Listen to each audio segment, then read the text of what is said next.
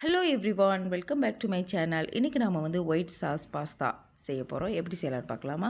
அதுக்கு வந்து first vegetables வந்து பீன்ஸு, கேரட், பட்டாணி, குடைமிளகாய் இது எல்லாமே நம்ம கட் பண்ணி எடுத்து வச்சுக்கலாம். மஷ்ரூம் இருந்ததுன்னா நீங்கள் மஷ்ரூம் போட்டுக்கோங்க. உங்களுக்கு என்னென்ன வெஜிடபிள்ஸ் வேணுமோ எல்லா வெஜிடபிள்ஸையும் நம்ம கட் பண்ணி போட்டுக்கலாம்.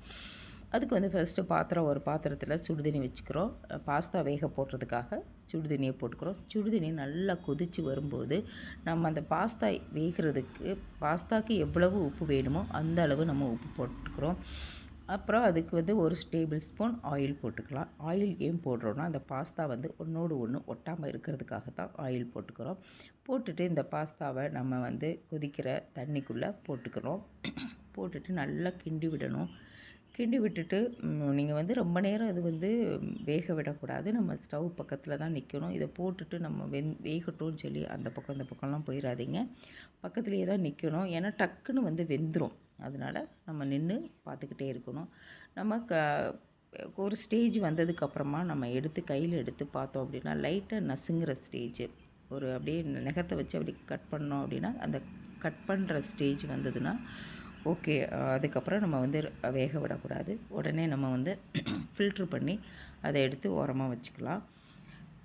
இந்த மாதிரி வந்து செஞ்சு சாப்பிடும்போது ரொம்ப ருசியாக இருக்கும், க்ரீமியாக இருக்கும். பிள்ளைங்களும் சரி, பெரியவங்களும் சரி எல்லாருமே இதை வந்து விரும்பி சாப்பிடுவாங்க. ரொம்ப காரம் இருக்காது, ஸ்பைசிஸ் எதுவுமே இல்லாததுனால ரொம்ப ருசியாக இருக்கும்.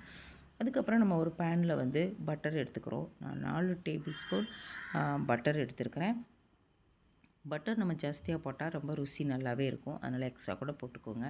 போட்டுட்டு நல்லா பட்டர் உருகினதுக்கு அப்புறமா இது பூண்டு, அந்த பூண்டை வந்து எவ்வளோக்கு எவ்வளோ குட்டியாக நீங்கள் கட் பண்ண முடியுமோ அந்தளவுக்கு குட்டியாக கட் பண்ணி அந்த பட்டரில் வறுத்துட்டு அதுக்கப்புறம் நம்ம கட் பண்ணி வச்சுருக்கிற எல்லா வெஜிடபிள்ஸையும் நம்ம உள்ளே போட்டுக்கிறோம். போட்டுட்டு அந்த வெஜிடபிள்ஸ்க்கு எவ்வளோ உப்பு தேவையோ அந்த அளவு தான் கொஞ்சமாக உப்பு போட்டுக்கிறோம்.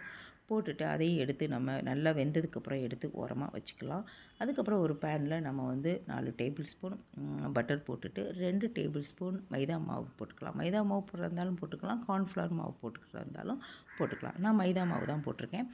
2 போட்டுட்டு அதை நல்லா அந்த பட்டரில் நல்லா கரையிற அளவுக்கு கரைச்சிட்டு அதுக்கப்புறம் பால் வந்து சுட சுட பால் கொஞ்சம் ஊற்ற வேணாம் ஸ்டார்டிங்கில்.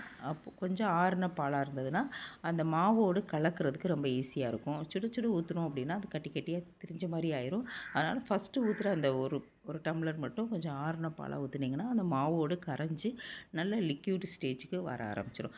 அதுக்கப்புறம் நமக்கு வந்து ஒரு 1/2 லிட்டர் பால் வந்து நம்ம காய்ச்சி உள்ளே ஊற்றிக்கலாம். ஊற்றிட்டு அந்த பால், அந்த மைதா மாவு இதெல்லாம் கரைஞ்சி வர ஸ்டேஜில் பாஸ்தா சீசனிங் லீவ்ஸு அது கொஞ்சம் போட்டுக்கிறோம். அதுக்கப்புறமா வந்து சில்லி ஃப்ளேக்ஸ், பெப்பர் பவுடர் இதெல்லாம் நம்ம போட்டு நல்லா மிக்ஸ் பண்ணிக்கிறோம். அதுக்கப்புறம் நம்ம வேக வச்சுருக்கிற பாஸ்தாவை உள்ளே போட்டுக்கலாம். போட்டுட்டு இது நல்லா எல்லா இடமும் சேர்ந்து வர்ற அளவுக்கு நம்ம மிக்ஸ் பண்ணிவிட்டு நெக்ஸ்ட்டு வந்து நம்ம சீஸு, நீங்கள் துருவின சீஸ் போடுறதா இருந்தாலும் போட்டுக்கலாம், அல்லது பேக்கெட்டில் வைக்கிற சீஸ் போடுறதா போட்டுக்கலாம். சீஸ் மொத்தமாக போடுறதும் போடாததும் நம்மளுடைய விருப்பம்தான். அதுக்கப்புறம் நம்ம வேக வச்சுருக்கிற காய்கறிகள் அது எல்லாமே போட்டுக்கிறோம். போட்டுட்டு உப்பு எல்லாம் கரெக்டாக இருக்கான்னு பாருங்கள். காரம் கம்மியாக இருக்கிற மாதிரி உங்களுக்கு ஃபீல் ஆச்சுன்னா கொஞ்சமாக பெப்பர் பவுடர் போட்டுக்கோங்க. அவ்வளோதாங்க, முடிஞ்சதுங்க பாஸ்தா. ரொம்ப ருசியாக இருக்கும். நம்ம சாப்பிட்டோம் அப்படின்னா தட்டு ஃபுல்லுமே காலியாயிரும். எல்லாருமே ரொம்ப விரும்பி சாப்பிடக்கூடிய ஒரு அருமையான டிஷ்ஷு. கண்டிப்பாக நீங்கள் ட்ரை பண்ணி பாருங்கள். Thank you for watching.